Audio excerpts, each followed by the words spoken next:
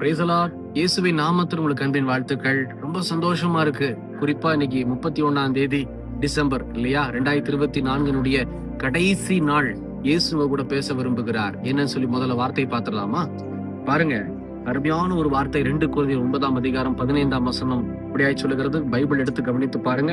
தேவன் அருளிய சொல்லி முடியாத ஈவுக்காக அவருக்கு ஸ்தோத்திரம். இந்த நாளில ஒவ்வொருத்தரும் முடிந்த உபவாசம் பண்ணி ஸ்தோத்திரம் செலுத்துற பழக்கம் இருக்கணும், ஆண்டவரேன்னு சொல்லி. ஏன்னா பாருங்க, 2024 ஜனவரி 1ஆம் தேதியிலிருந்து இன்னைக்கு டிசம்பர் 31ஆம் தேதி வந்திருக்கிறோம். இந்த நாள் வரையிலும் கர்த்தர் நம்மை பாதுகாத்திருக்கிறார். நமக்கு எல்லா தேவைகளையும் சிந்தித்து கொடுத்திருக்கிறார். எத்தனையோ பேர் இந்த வருஷ துவக்கத்துல இருந்தவங்க இன்னைக்கு நம்ம கூட இல்ல, அதுதானே உண்மை. ஆனா பாருங்க, இயேசு நம்மளை இதோ பார்க்கவும் கேட்கவும் இதோ நடக்கவும் இன்னும் நம்மை கொண்டு அநேகருக்கு காரியங்களை செய்து வந்திருக்கிறார். அப்படி இருக்கும்போது இயேசு உண்மையுள்ளவராய் இருக்கிறார். அப்படிப்பட்ட அந்த இயேசுக்கு நம்ம என்ன செய்யணும்? நன்றி செலுத்தணும், ஸ்தோத்திரம் செலுத்தணும். இன்னைக்கு நம்ம நிற்கிறோம் அப்படின்னா அது அவருடைய கிருபைங்க, அதுதான் உண்மை. நான் ஒவ்வொரு நாளும் யோசிப்பது உண்டு. படுக்கைக்கு கடந்து போய் காலையில எழுந்து நிற்கும் போது ஆண்டவரே இது உங்க கிருபை தானன்னு சொல்லி யோசிப்பது உண்டு.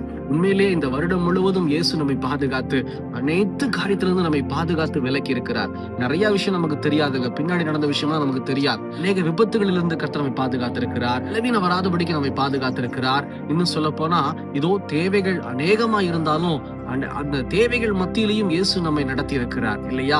இப்படிப்பட்ட இயேசுவுக்கு ஸ்தோத்திரம் செலுத்த மட்டும் இந்த நாளில மறக்கவே மறக்காதீங்க. தயவு செய்து குடும்பமாய் சேர்ந்து ஸ்தோத்திரம் பண்ணுங்க. ஆண்டவரே உமக்கு ஸ்தோத்திரம்னு சொல்லி உள்ளத்தின் ஆழத்திலிருந்து சொல்லி பாருங்க.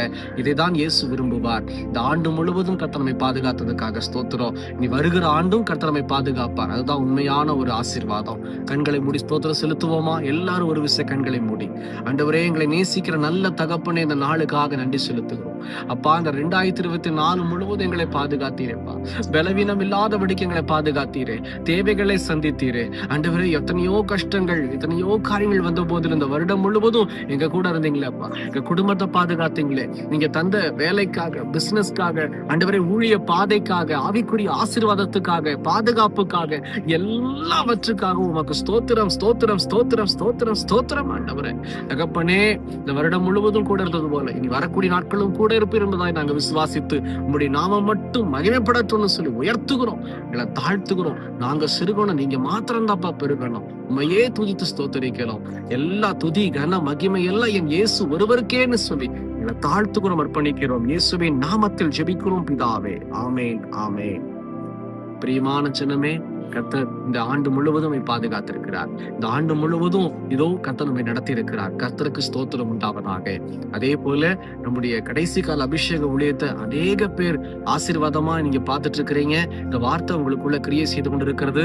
இன்னும் எங்களுக்காக நீங்க ஜெபிச்சுட்டு இருக்கிறீங்க. அதுக்கு ரொம்ப சந்தோஷம், உங்களுக்கு நன்றி. அது மாத்திரமல்ல, அநேக பேர் இதோ இந்த ஊழியத்தை தாங்கி கொண்டு இருக்கிறீங்க உங்க காணிக்கைகளால.